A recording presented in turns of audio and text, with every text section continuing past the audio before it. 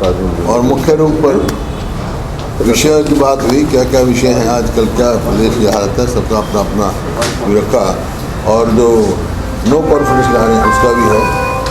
और 4 तारीख को 3 बजे यहाँ मीटिंग रखी है हमने कि 5 को सेशन है। तो पहले दिन गवर्नर एड्रेस के बाद, ऑब्चुरी के बाद हम अपना जो है अविश्वास प्रस्ताव रखेंगे और एडमिट होने के बाद जो स्पीकर साहब टाइम देंगे उस पर डिस्कशन करेंगे।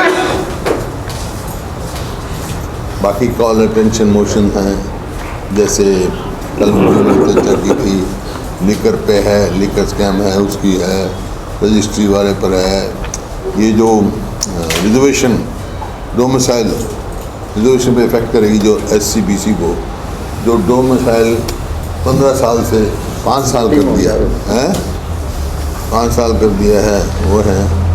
इसी तरह जो नौकरियां स्पोर्ट्स की हटा दी और दूसरी नौकरियां जैसे संस्कृत PGT है, इंग्लिश TGT है, बहुत सारे जो हैं नौकरियां हटा दी। 1.5 लाख के करीब नौकरियां खाली हैं, सैंक्शन पोस्ट हैं, तो सरकार ने मैंने काम नहीं किया और एडवर्टाइज करते हैं और विड्रॉ कर देते हैं।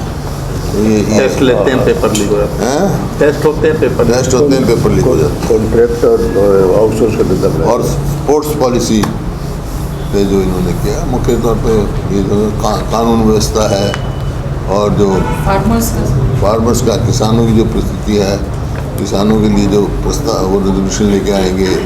और APMC में जो है वो अमेंडमेंट प्राइवेट मेंबर बिल रखे हैं। करप्शन में भ्रष्टाचार है, सबकी मुख्य इन विषयों पर सबने साथियों ने अपने अपने विचार रखे और सभी साथी जो है गवर्नर एड्रेस पे, बजट पे और इस पे अपना विचार रखेंगे। बाकी 4 तारीख को 3 बजे।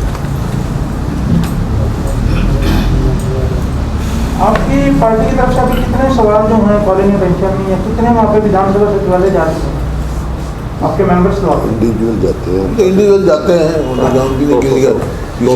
किसी की 30 भी चले गए, किसी के 20 भी चले गए। अभी भी प्रक्रिया चल रही है, आज भी। अभी तो आखिर अविश्वास प्रस्ताव आप कब रखने वाले हैं? यानी विश्वास प्रस्ताव के बाद और राज्यपाल के अभिभाषण के बाद आप नो कॉन्फिडेंस मोशन लेके आएंगे? नो राज्यपाल का अभिभाषण होगा, उसके बाद हाउस एडजन होता है, उसके बाद ऑब्चुरी होगी, ऑब्चुरी के बाद जो है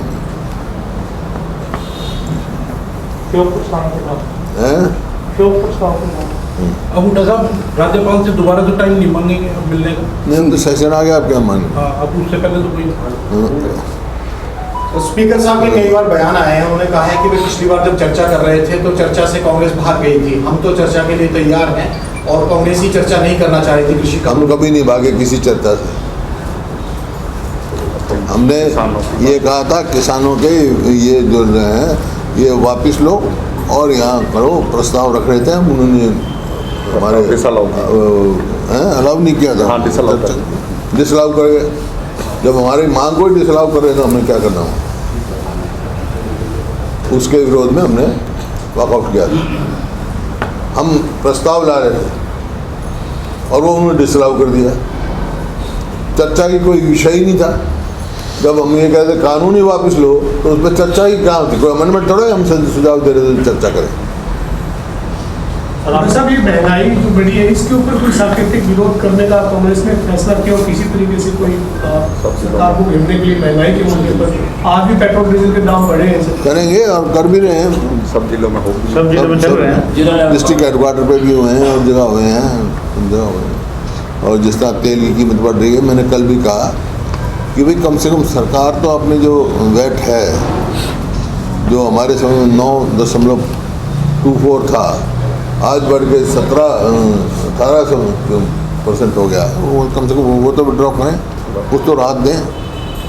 सभी प्रदेशों में दी राहत। थोड़ी देर में करना मीटिंग। आप जो अविश्वास प्रस्ताव जो ला रहे हैं, कितने नंबर का दावा है? कांग्रेस के जो 30 नंबर है वो तो है ही, इसके अलावा आपको क्या उम्मीद है, कितने नंबर होंगे अविश्वास प्रस्ताव के समर्थन में? देखो, जो आपके सामने है कि ये सरकार विश्वास लोगों का खो चुकी है, विधायकों का भी खो चुकी। जो इनके समर्थक थे वो विड्रॉ कर रहे हैं, जो इनके इसमें है कोएलिशन में है उनके रोज बयान आ रहे हैं, बाकी वो आपके सामने ही आ जाएगा। कुछ चेहरे बेनकाब भी हो जाएंगे। सर आप उम्मीद कर रहे हैं कि पार्टी लाइन से हटके भी कोई विधायक आपकी इसमें अविश्वास प्रस्ताव में हम बयान दे रहे हैं ना, तो पता लग जाए चेहरे कौन कहाँ खड़ा है। तो हमारा जो विधायकों के द्वारा से क्वेश्चन आपकी बार लगाए जा रहे हैं, उससे कितना अंदाजा हुआ है कि सरकार के द्वारा उनके हलकों में काम कुछ करवाए जा रहे हैं या समस्याएं बढ़ी? क्या मतलब? क्या मतलब? क्वेश्चन के रिलेटेड कितने विधायकों काम कर तो रहे हैं? वैसे भी जो अश्योरेंस मिलती है ना, Assurance कभी जो- पूरी नहीं होती। वही जानना था। हाँ, जो अपनी घोषणाएं हैं विधायकों के प्रति अपने हलकों की, वही आज तक पूरी नहीं करी उन्होंने। मतलब मुख्यमंत्री फ्लोर ऑफ द हाउस कोई काम नहीं हो रहा। प्रस्ताव आप ला रहे हैं जी। हरियाणा में सिर्फ एक काम हो रहा है, घोटाले हो रहे हैं और कर्जा बढ़ा रहे हैं। जो उम्मीद है सर, जो SIT की रिपोर्ट है, अविश्वास प्रस्ताव जो लेके आ रहा है, उसका मसौदा क्या, मुद्दा क्या है? मुद्दा confidence. Government has lost the confidence of people and house. तो हम सरकार के वो उस समय उसमें जाएंगे या हम चर्चा मतलब किस बात पर? चर्चा तो टाइम होगा जब सारी बातों पे है, विषयों की कमी थोड़ा ही है। मतलब और ये सरकार विश्वास खो नहीं, जब सरकार विफल हो जाती है, विश्वास खो देती है, जब विश्वास प्रस्ताव लिया जाता है, उस पर स्पीकर टाइम फिक्स करता है, सब अपना विचार रखेंगे। बीजेपी जो सदन के अंदर SYL को लेकर के प्रस्ताव लाने की तैयारी कर रही है कि यहाँ से पास करके केंद्र को भेजेंगे। कई बार पहले जा चुका हूँ और वो तो प्रस्ताव की जरूरत नहीं, सुप्रीम कोर्ट ने फैसला कर रखा है कि यहाँ भी बीजेपी की सरकार है, वहाँ भी बीजेपी की सरकार है। खुद केंद्र सरकार ने है, सुप्रीम कोर्ट का फैसला पढ़ो, वो ऑर्डर फाइनलिटी अटेन कर चुका है। अगर ऐसा कोई प्रस्ताव विधानसभा में आता है तो कांग्रेस साथ देगी। हमने तो पहले कहा था खुदवाओ भाई, तुम चल के खोद, हम तेरे साथ खड़े हैं। प्रधान इसी वास्ते और जब ऑल पार्टी मीटिंग बुलाई थी, यहाँ मुख्यमंत्री जी ने फैसला हुआ था कि राष्ट्रपति को मिलेंगे, प्रधानमंत्री को मिलाएंगे। राष्ट्रपति जी उस समय तत्कालीन राष्ट्रपति जी से तो हम मिलाए थे, प्रधानमंत्री जी तो आज तक टाइम समझ दिलवाया। कई रिपोर्ट्स पेंडिंग है सर। इससे प्रस्ताव आने से पहले उससे कितनी गंभीरता है उनकी, इससे दर्शाता है। सर अविश्वास प्रस्ताव जैसे अब घटनाक्रम है 21-22 साल के बाद हरियाणा में होने जा रहा है। इससे पहले 99 में हुआ था चौधरी बंसीलाल के प्रसाद।